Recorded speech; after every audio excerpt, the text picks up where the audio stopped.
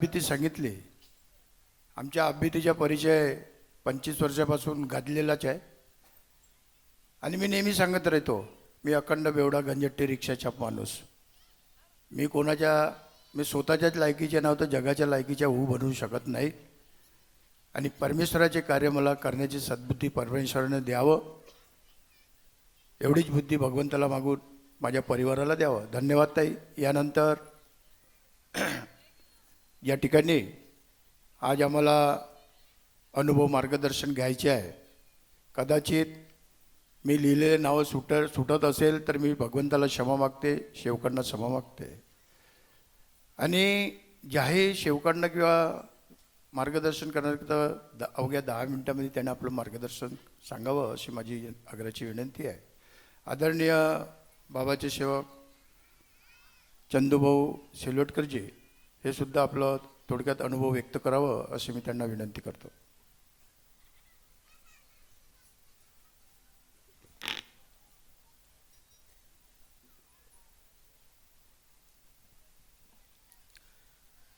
या ठिकाणी भगवत कृपा उपस्थित आहे. आपण एकतेने भगवंताला आणि बाबाला प्रणाम करूया. भगवान बाबा हनुमान जी को प्रणाम. महान त्यागी बाबा जुमदेव जी को प्रणाम. परमात्मा एक परम पूज्य परमात्मा एक सेवक मंडळ वर्धमान नगर नागपूरच्या वतीने बाबांच्या आदेशाप्रमाणे आज तरोडी खुर्द ह्या एरियामध्ये माननीय सोनवानेजी यांच्या निवासस्थानी नवे हवन कार्य पार पडले. त्या प्रित्यर्थ एका भगवंताच्या गुणाची चर्चा बैठक सुरू आहे. ह्या चर्चा बैठकीमध्ये स्वयं सृष्टीविधाता भगवान बाबा हनुमानजी उपस्थित आहे. भगवंताला माझा प्रणाम. त्याचप्रमाणे आमचे सर्वांचे सद्गुरू महान त्यागी बाबा जुमदेवजी उपस्थित आहे. बाबालाही माझा प्रणाम. त्याचप्रमाणे आमची सर्वांची लाडकी आई वाराणसी आई हे सुद्धा ह्या चर्चा बैठकीमध्ये उपस्थित आहेत. आईला माझा प्रणाम. त्याचप्रमाणे आजच्या चर्चा बैठकीचे अध्यक्ष व मंडळाचे मार्गदर्शक मंडळाचे माजी संचालक व मंडळांतर्गत मार्गदर्शक गट नंबर 6चे माननीय आमचे मोहाडकर काकाजी हे सुद्धा उपस्थित आहे. काकाजीला माझा नमस्कार. त्याचप्रमाणे माजी संचालक धनराजजी निकारे साहेब हे सुद्धा मंचावर उपस्थित आहे. काकाजीला माझा नमस्कार. त्याचप्रमाणे चारगाव ह्या परिसरातले मार्गदर्शक माननीय आमचे गजरे काकाजी यांना माझा नमस्कार. त्याचप्रमाणे हिंगणा परिसरचे मार्गदर्शक माननीय सोरते काकाजी यांना माझा नमस्कार. त्याचप्रमाणे गट नंबर 8चे मार्गदर्शक श्रीमान्य कीर्तिभानजी जिपकाटे साहेब यांना माझा नमस्कार. त्याचप्रमाणे बालाघाटचे मार्गदर्शक आहे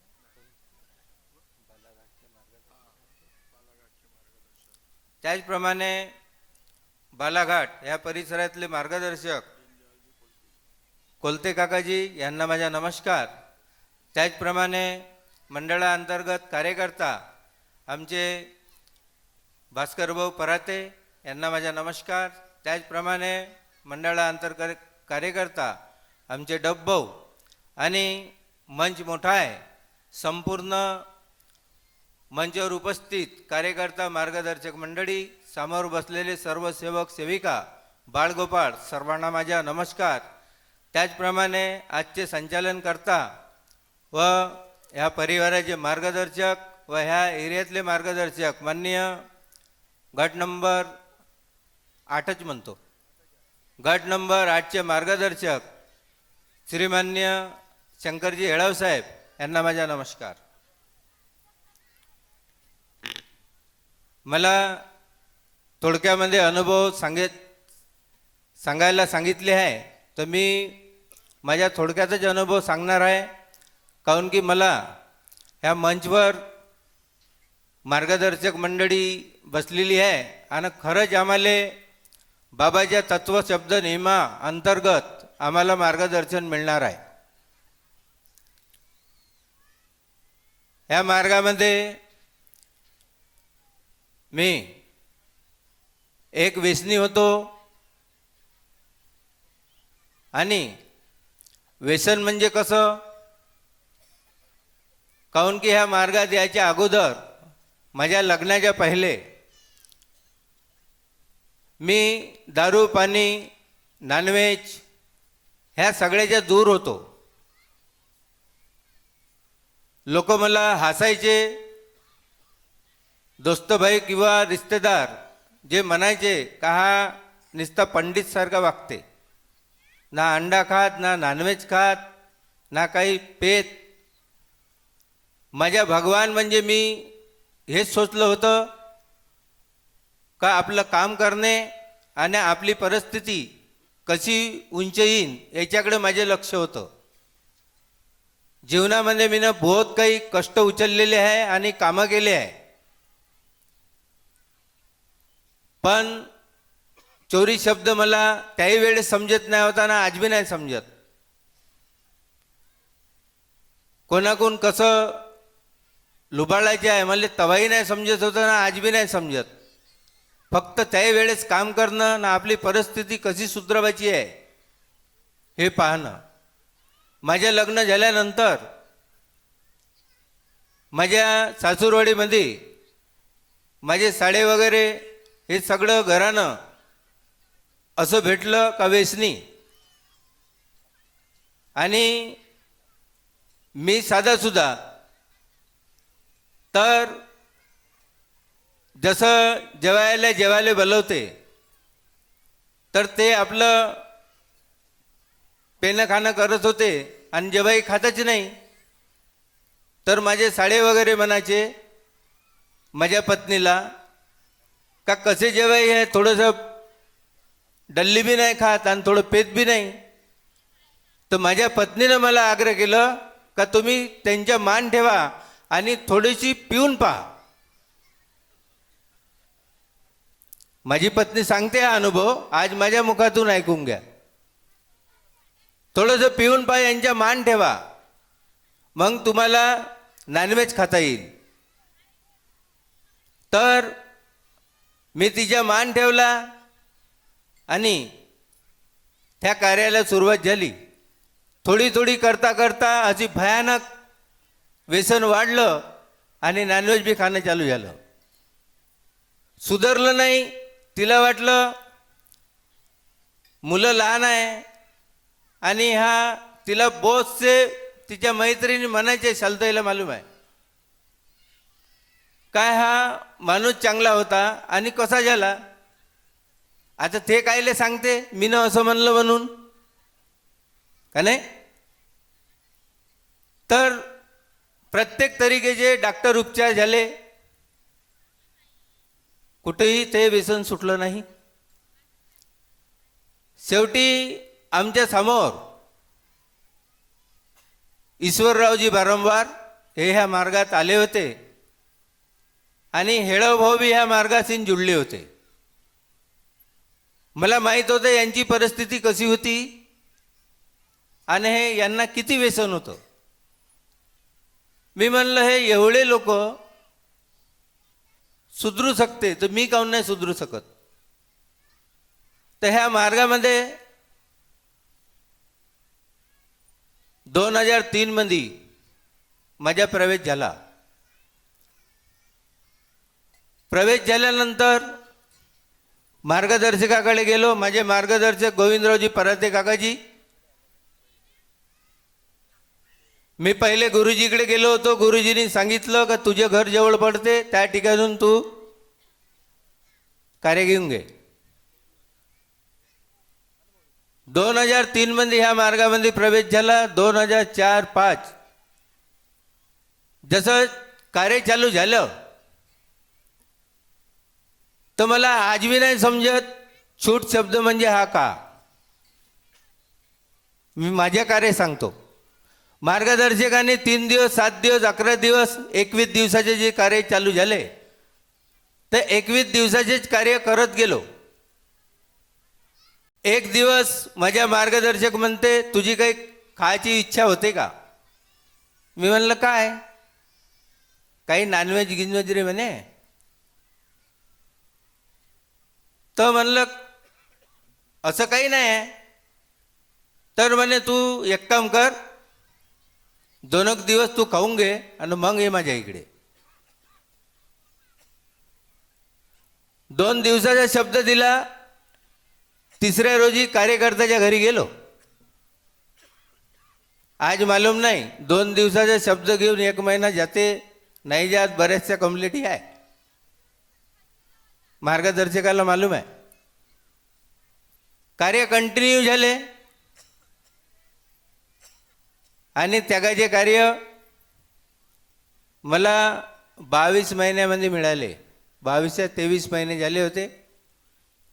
जसा शब्द निघाला तसे कार्य चालू झाले. त्यागाच्या कार्यामध्ये शब्द मिळाल्यानंतर मार्गदर्शकांनी सांगितलं, कार्याची विधी चालू केली. एक सेवक भेटला रस्त्यामध्ये. चंदूबा म्हणते, तू पक्कीचे कार्य झाले का तुझे? मी म्हणलं भाऊ आता होणार आहे. त्या सेवकाने सांगितलं, काही नाही म्हणे, भगवंताले समोर ठेवायचे म्हणे आणि जे त्यागाच्या कार्यामध्ये बंधन आहे ते पाळायचे म्हणे. एकच सेवक रस्त्यामध्ये भेटला. मान हलवली, गेलो समोर. मार्गदर्शकानं म्हणलं 40व्या रोजी मा घरी यायचं. कार्य तुले करायचे आहे, वागणूक बी तुले करायची आहे. मी तुझ्या घरी कसा दिवा लावते, कशी अगरबत्ती लावते, का लावते हे तुले साध्या कार्यामध्ये सगळं मालूम आहे. 40व्या रोजी मार्गदर्शकाच्या घरी गेलो. सांगितलं कार्य कसे काय व्यवस्थित आहे काकाजी. 41व्या रोजी माझी मुलगी ह्या मुली एवढी होती, मुलगा मोठा होता. 41व्या रोजी ते मुलगी उठाले खाली नाही. खूप जिद्द हट्ट पकडलं. आमची आंघोळ वगैरे सगळ्याची झाली 5:30 वाजता. आणि त्या पोरीनं हट्ट पकडलं, बाई उठणं ग. नाही म्हणे, ते तुमचे कार्य तुम्ही पाहत बसा म्हणे, मला काही करायचं नाही आहे म्हणे, लहान लेकरू. मग मम्मीनं आणि पप्पानं काय करायला पाहिजे? 2 कणपट्यात लावायला पाहिजे का कार्यामध्ये? मग आम्ही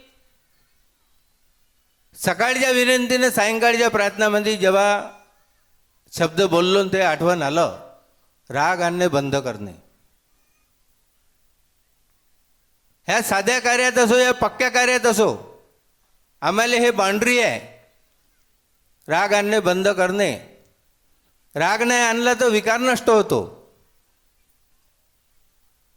आम्हाला आठवण आलं, आम्ही काहीच नाही बोललो. आम्ही भगवंताला समोर ठेवलं. भगवंता म्हणलं, हे कार्य 41 दिवस झाले आणि हे मुलगी तुमची शौकीन बालिका असे असे बोल हिच्या मुखातून निघून राहिले. का बरं निघून राहिले आम्हाला मालूम नाही. हे कार्य तुमच्या माध्यमातून घडून द्या. मुलगी क्षणामध्ये उठली. पप्पा म्हणे, आपल्या घरी हवन कार्य आहे ना उद्या, चला ना म्हणे, कार्याला सुरुवात करायची आहे. तसंच उचललं, आंघोळीला नेलं, तसंच आणलं, ते कार्य पार पडले.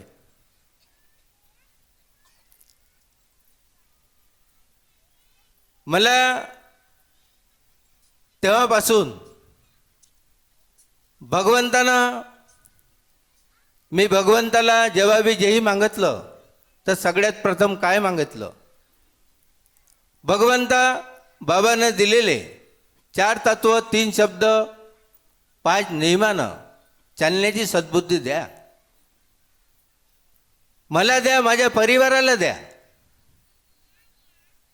अशी सद्बुद्धी मला परमेश्वरानं दिली. आज बी सतत ते कार्य चालू आहे. मी कोणीही काही म्हणे, मी त्याच्या इकडे बघत नाही. हा मार्ग, हे कार्य, मी दुखी होतो म्हणून ह्या मार्गामध्ये माझा प्रवेश झाला. मी माझ्या स्वतःकडे बघतो आणि तेच परिवाराला सांगतो. माझ्या परिवारामध्ये एकतेचे वातावरण आज बी आहे. आमच्या घरी असं आहे, काहून की कार्यामध्ये असताना मी कामाला जात होतो ट्रकबाडीच्या. ते कपडे जेव्हा बदलत होतो आणि काम त्या कपड्यावर करत होतो, तर कधी कधी ते थोडेसे खिले नटबोल्ट माझ्या जेबामध्ये येऊन जाय. आणि ते कपडे धुवायला दिले का माझी पत्नी ते कपडे जे खिले नटबोल्ट राहे ते फ्रीजवर ठेवून दे. एवढे एवढे जमा झाले. मी याच्यावर बोलून राहिलो, चोरी करणे, खोटे बोलणे, राग आणणे बंद करणे. स्त्रियांनी मुलांना पतिदेवाला वाईट शब्दात बोलू नाही. हे कोण म्हणलं आहे? प्रत्येकाने ह्या मार्गातल्या सेवक सेवकिनींनी म्हणलं आहे. आणि हे बांधरी आहे. तर साध्या कार्यावर ते मला दिसले. मी म्हणलं हे आले कुठून? तिनं सांगितलं का तुमच्या जेबामध्ये आले. मी चोरी नाही केली, ते अंजान म्हणून आले. मीनं ते उचलले, एका पालतीन टाकलं, कारखान्यात गेलो आणि त्या मालकाशीन शब्द सोडवले. मी म्हणलं हे गलतीनं माझ्यापाशी आले. अरे काय म्हणे, हे तर येतं नाही म्हणलं. मला ते बाबाचे नियम नाही तोडायचे आहे. म्हणून आम्हा सेवकाला तेच कार्य करायचे आहे. तत्व, शब्द, नियम. प्रत्येक जण याच्यावर बोलतात, करतात. आणि आम्ही एकामेकाची सोडवणूक असे करतो का आम्हाला बाबा नाही एक ध्येय आणि एक भाग्यवान बनवलं का आमच्या तुमच्या शब्दावर हे कार्य, हे शक्ती कार्य करते. म्हणून बाबांनी म्हणलं आहे, एक सेवक एका सेवकाला सोडते. आणि आम्ही एकामेकाला सोडवलेलं आहे. हे चर्चा बैठक परमेश्वरी कार्याची आहे. आणि ह्या चर्चा बैठकीच्या माध्यमातून, ह्या अनुभवाच्या माध्यमातून कोणी कसा अनुभव सांगून देईन मालूम नाही, तो भगवान आहे. आणि हे भगवंताचे गुणगान आहे. बरेचसे दौरे झाले, आज भी कंटिन्यू चालू आहे. दौरे म्हणजे जेव्हा निघायचे गुरुजीसोबत, तर दौऱ्यामध्ये बसमध्ये नुसतं भगवत कार्याची चर्चा आमची होत होती. आता मालूम नाही काय चर्चा होती. तर त्यावेळेस एका सेवकांनी एका दौऱ्यामध्ये, बरेचसे इकडले सेवकीनताई होती, सेवक होते, माझी मिसेस होती. दौऱ्यामध्ये आपण जातो तर कोणते शब्द वापरले पाहिजे याच्याहून मी बोलून राहिलेला आहो, हे लक्षात ठेवा. संगत कोणाचीही करा, चांगल्याची करा, वाईटाची करा, कशीही करा. लेकिन जिथं बाबाचे तत्व, शब्द, नियम आहे ते संगत ठेवली तर हे समजायचं का बाबाची संगत मला मिळाली. त्या बसमध्ये माझी सवय आहे, मी बाबाचे मार्गदर्शन लावून देतो आणि चुपचाप सगळे ऐकते. एक सेवक काय म्हणते, आणि 5-6 मुली होत्या जवान सेवक. अरे हे का लावलं म्हणते, आम्हाला एन्जॉय करायचे आहे म्हणते. अरे बेटा म्हणला हा दौराव आहे. आता त्यानं ते बंद केलं आणि ते धांगड धिंगड गाणे लावले. आता त्याला टोकलं, नाही ऐकला. आता त्या ड्रायव्हरले चांगलं नाही वाटलं. कसे आहे म्हणे हे परमात्मावाले, जो असे गाणे वाजवते. बस मी एवढा शब्द म्हणला का हे बंद कर, कमसे कम ह्या मार्गामध्ये जेही काही गाणे आहे बाबाचे ते लावून घे. नाही ऐकला. मग ते त्या कंडक्टरनं बंद केले. त्याला खूप क्रोध आला का चंदूभाऊनं टोकलं म्हणून म्हणलं, क्रोध पकडला. दौऱ्याहून आलो. भवनामध्ये 8 ते 9 वाजता गाडी आली. मागं भवनामध्ये काम चालू होतं आणि माझी गाडी तिकडे होती. आता 4-5 ते सेवक ते जवान होते. आमचे वय थोडंसं आता कम घटून राहिलं. तर मी गाडी काढायला गेलो ना, माझी पत्नी बाहेर होती. माझ्या गाडीला आळवे झाले आणि मी काहीच नाही बोललो आणि आताही नाही बोलत. जसं ज्याला समजते तसं तो करते. मी माझे कसे चांगले कर्म करायचे तेवढं मी करतो. तर तिथंच म्हणलं, बाबा म्हणलं, हे तुमच्या भवनामध्ये हे संकट असं का बरं? याच्यातून मोकळं कोण करन? तुम्हीच करू शकता. अर्धा तास, पाऊण तास माझी पत्नी बाहेर वाट पाहिली. सगळे गेले. हे आले काहून नाही म्हणते अंदरून. तेही पाहायला नाही आली. असं म्हणते कोणाची बोलत. तिला असं वाटलं. मग 2-4 सेवक आले. बाबाले विनंती केली. मी कोण होतो तुम्हाला विनंती करणेवाला? ज्याले मानलं त्याला विनंती करीन आणि याचा विचार करीन मा आकारामध्ये विकार किती आहे याले मीच नष्ट करीन. मग विनंती केली. 4-5 पोरं आले. चंदूभाऊ म्हणते, तुम्ही काहून वहिनी वाट पाहून राहिली? बापू म्हणलं, माझी गाडी निघून नाही राहिली. त्याईनं गाडी काढली, समोर आलं. मग तिला सांगितलं असं झालं. त्याच्या 8 दिवसानं काय घडलं? त्या सेवकासोबत 80,000ची गाडी चोरी गेली कंपाऊंड वॉलच्या अंदरून. त्याची माय अनुभव सांगत होती या खरबीत. मला तर मालूमच नाही. त्याच्यानंतर विकार आला म्हणून सांगतो. या आकारामध्ये बाबाचे तत्व, शब्द, नियम प्रत्येकामध्ये, प्रत्येक आत्म्याला टचिंग आहे. आपल्या ध्येयामध्ये हे तिजोरी बिलकुल बनवून ठेवायची आहे. पुन्हा दुसरी गाडी चोरी गेली नवीन. मग पुन्हा एका जागी अशी चर्चा बैठक होती. मला उभं केलं होतं. मी शॉर्टकटमध्ये असा अनुभव सांगितला, जागला नाही. एवढा अहंकार वाढून जाते कधी कधी. आणि जेव्हा वरचं गेलं त्याच्यानंतर आमच्या 2017मध्ये कार्यक्रम या ठिकाणी सद्भावनगरमध्ये झाला ना, असं मिटिंगा चालू होत्या. तिथं आला काकाजी म्हणते, चूक झाली, माफ करा. मला आठवलं नाही. 1-1.5 वर्ष झाले, 2 वर्ष झाले ना, आता काय हे प्रकरण आहे. ठीक आहे म्हणलं. तर असंही कोणी कोणाशी करू नये. आणि अगर मनामध्ये आलं तर तुम्हाला कोणी रोखू शकत नाही. लेकिन रोखणारा कोण आहे? भगवान दिसत नाही. बाकी ज्या तत्वावर, ज्या नियमावर आम्ही चालण्याचे वचन दिलं ते तर आम्हाला मालूम आहे.